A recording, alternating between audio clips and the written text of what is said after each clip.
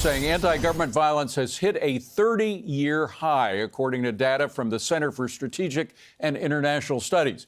20 attacks and plots in 2025 originated from the extreme left. 8 came from the extreme right. Former FBI Assistant Director Chris Swecker joins me now. Chris, a pleasure to see you again. Does the FBI have the resources to keep up with all these threats? Well, it's one of their primary, that was their highest priority. And it should be.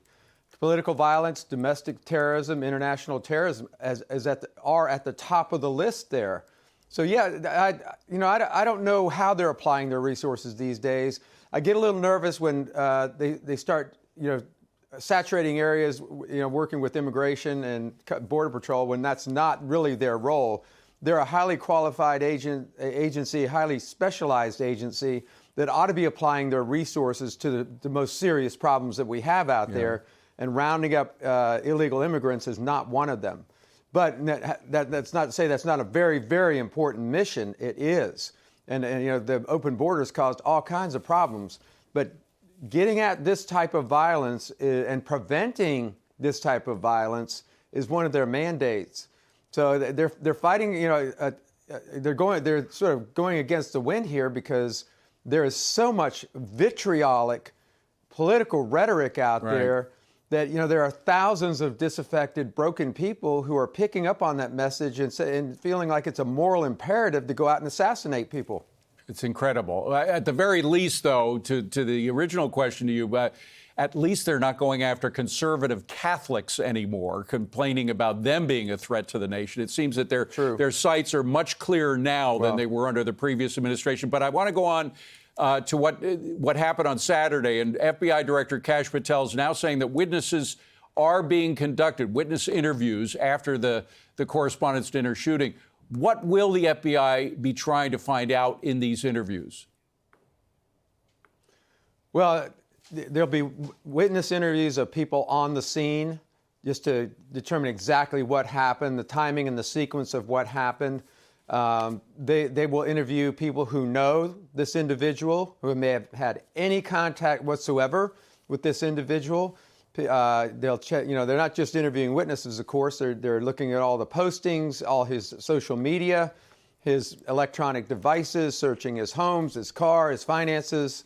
We're going to see if someone who was financing him.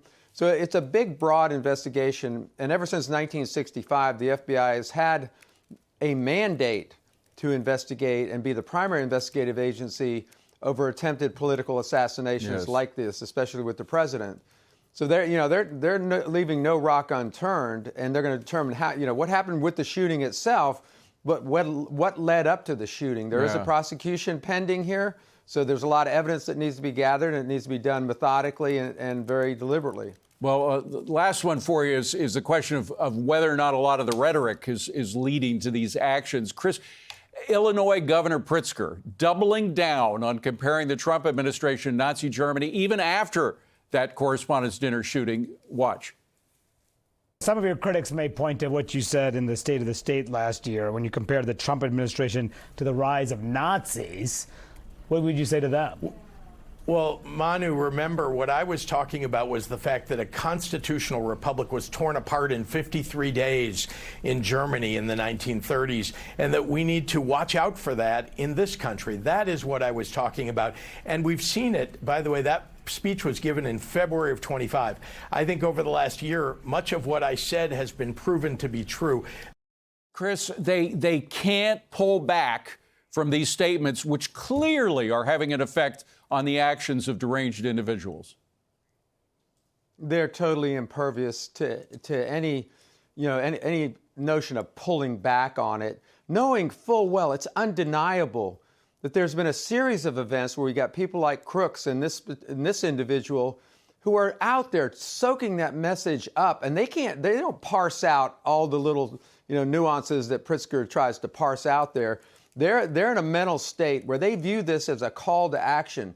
And we know they're out there. It's undeniable. So you are talking directly to these thousands of disaffected, broken people who are, as President Trump said, crazy but not stupid, and perfectly capable of traveling across the country, arming themselves, finding vulnerabilities in what the Secret Service would say their best protection schemes and getting inside a venue. Now we have the optic. Maybe he couldn't get to President Trump, but we have the optic of the first 5 people in the succession to the presidency being ushered out of a ballroom and 2,000 of our patrons crawling around on the floor in the nation's capital.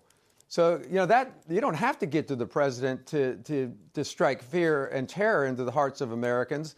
And that's what they're going for. And the whole world is watching, and it's not a good image for a country that's survived 250 years to see all this happening. Chris Swecker, thank you very much for coming in. Appreciate it.